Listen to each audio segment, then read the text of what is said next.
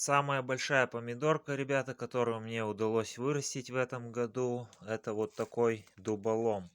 Я ее сорвал с веткой, потому что есть такая штука, когда с вот таких особенно загнутых лодок начинаешь вырывать вот эту вот наконечник, то она вырывается прям с мясом. И, соответственно, помидора быстро пропадет, ничего с нее путнего не будет.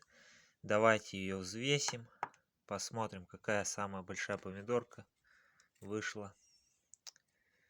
По крайней мере, я не видел, чтобы больше где-то была. Так, вот я положил на весы 822 грамма. Мы видим. Но помидорка подгорела на солнце. В принципе, это уже обыденная практика. Очень много пожгло на солнце. Уже невозможно выращивать. Без затенения идут прям серьезные такие потери.